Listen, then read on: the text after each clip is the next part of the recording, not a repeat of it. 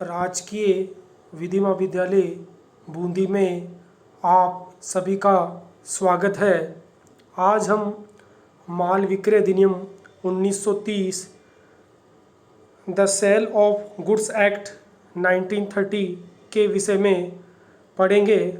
जब हम किसी वस्तु या संपत्ति का विक्रय करते हैं तो उस विक्रय की सुविधा कॉन्ट्रैक्ट ऑफ सेल से संबंधित विधि दो अधिनियमों के तहत अधिनियमित की गई है।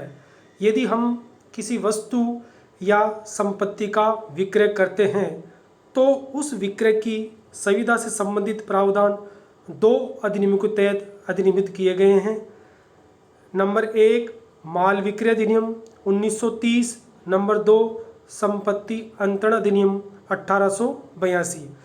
यदि किसी वस्तु या माल का विक्रय किया जाता है तो उस पर माल विक्रय अधिनियम 1930 के प्रावधान लागू होंगे, और यदि विक्रय अचल संपत्ति इम्यूएबल प्रॉपर्टी का है तो उस पर संपत्ति अंतरण अधिनियम 1882 के प्रावधान लागू होंगे।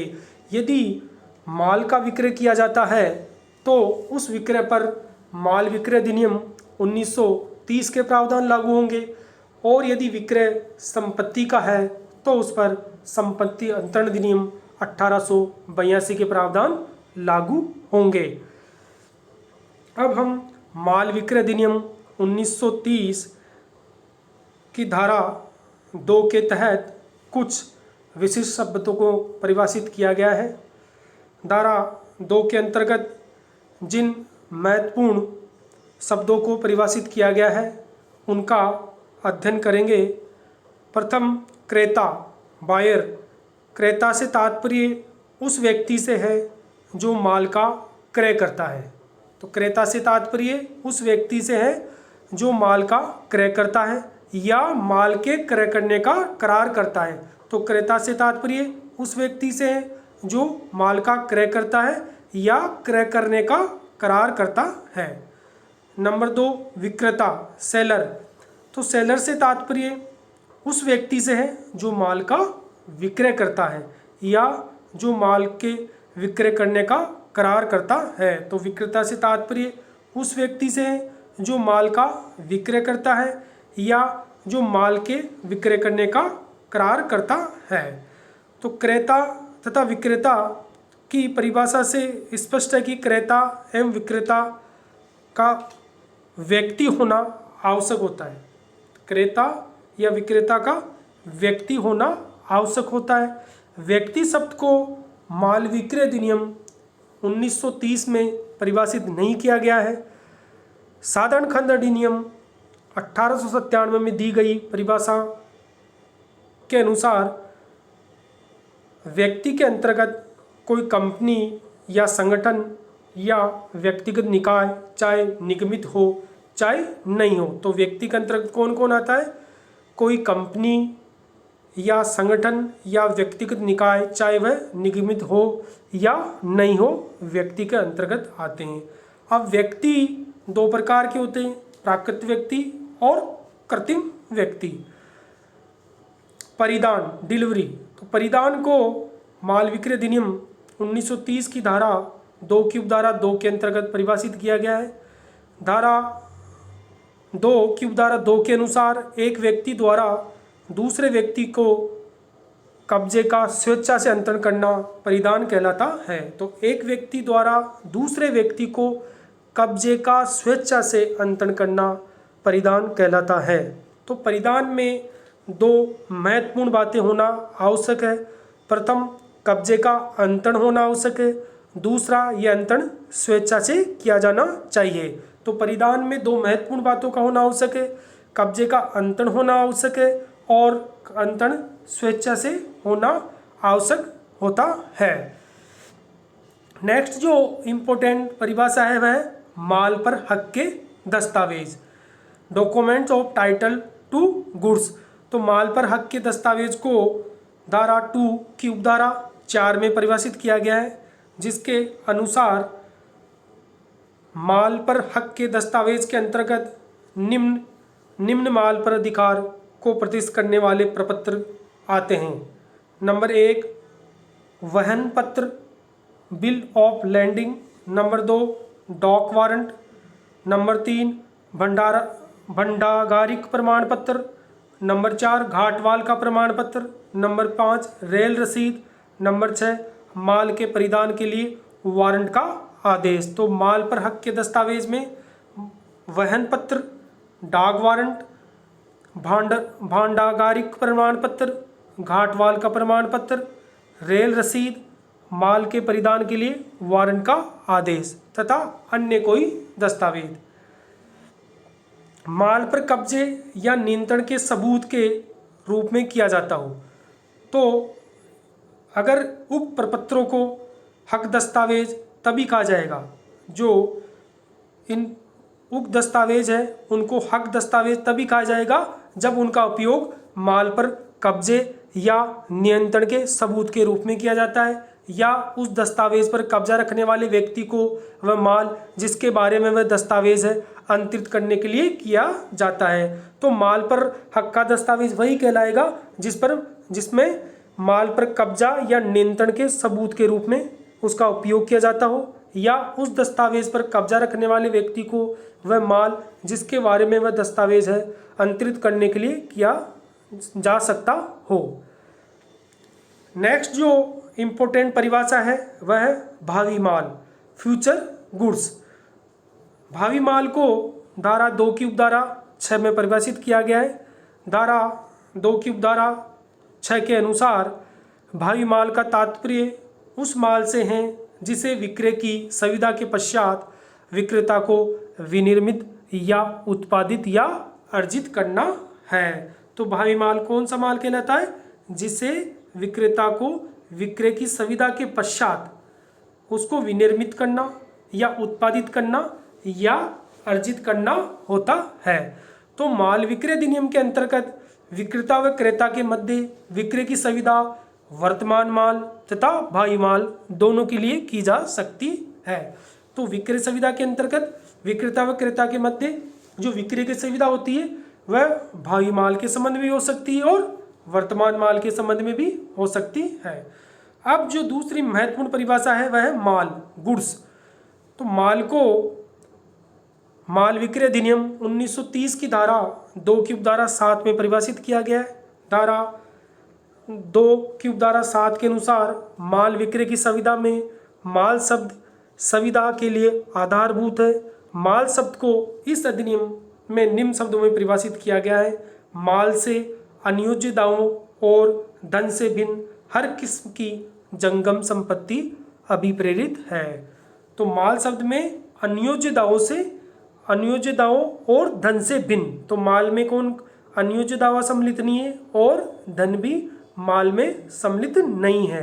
तो अनियोज्य दावों और धन से भिन्न हर किस्म की जंगम मतलब चल संपत्ति माल के अंतर्गत आती है। तो माल में अनुयोज्य दावे नहीं है और धन माल के अंतर्गत नहीं आता है।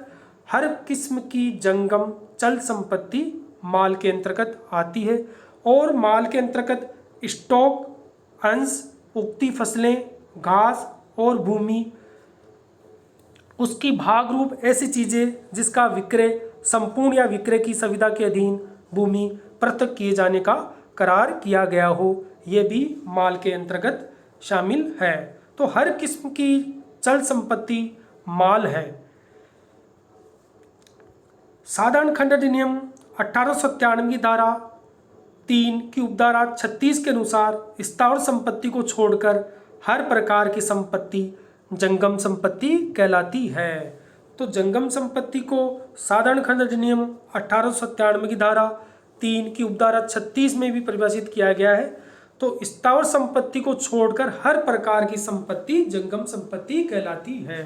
तो यूं कहे, अगर कोई अचल संपत्ति है, उस अचल संपत्ति को छोड़कर हर प्रकार की संपत्ति जंगम संपत्ति कहलाती है और जो संपत्ति जंगम है वह माल की परिभाषा के अंतर्गत आती है। माल की परिभाषा में अनियोज्य दावों को और धन को सम्मिलित नहीं किया गया है, परंतु माल के अंतर्गत स्टॉक, अंश, उगती फसलें, घास इत्यादि को माल की परिभाषा में सम्मिलित किया गया है। बंबई उच्च न्यायालय ने एक महत्वपूर्ण वाद में ये अभिनिर्धारित किया गया कि कार का विक्रय चल संपत्ति होने से उक्त समयवार पर माल विक्रय अधिनियम 1930 के प्रावधान लागू होंगे। तो बंबई उच्च न्यायालय ने पराकट्टे शंकर केशवन बनाम B.A. सुकुमान के वाद में ये अभिनिर्धारित किया कि कार का विक्रय चल संपत्ति होने से समयवार माल विक्रय द्वारा शासित होगा, न कि मोटरयान अधिनियम के प्रावधानों के अनुसार। अगर कार का विक्रय किया जाता है तो उस पर माल विक्रय अधिनियम 1930 के प्रावधान लागू होंगे, न कि मोटरयान अधिनियम के प्रावधान लागू होंगे।